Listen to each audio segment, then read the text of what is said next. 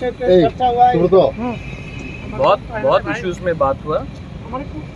ADC में हमने बहुत बिल्स पास किए हैं। कस्टमरी लॉ का बिल पास किया है, हमने एक्सपेंशन का बिल पास किया है, लैंड रेवेन्यू का बिल पास किया है, और वो गवर्नर के पास पिछले 1 साल से 8 महीने से पड़ा हुआ है। वो बिल में कुछ विचार नहीं हो रहा है, कोई डिसीजन नहीं मिल रहा है, तो उस विषय में बात किया। एडीसी में फंडिंग का प्रॉब्लम है।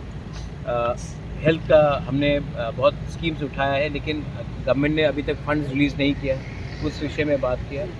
और बहुत चीज़ था, जैसे कि हमारे कॉन्स्टिट्यूशनल सोल्यूशन, उसमें बड़ी बात किया, तो बहुत चीज़ों में बात की। तो कल इंटरलोकेटर आने वाले थे, क्या आएगा? क्या इंटरलोकेटर कल नहीं आएगा, क्योंकि जेन्युइन प्रॉब्लम है।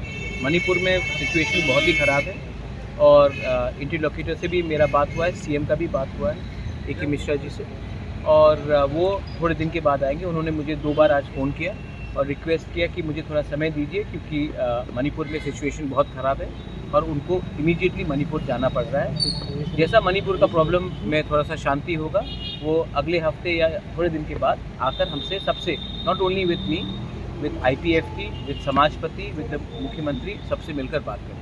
सर सीएम सर 10 तारीख को आप जाने वाले थे होम मिनिस्टर से? मैं 10 तारीख को होम मिनिस्टर से दिल्ली में मिलेंगे। सर जो विषय में बातचीत हुआ, सीएम सर का रिप्लाई क्या?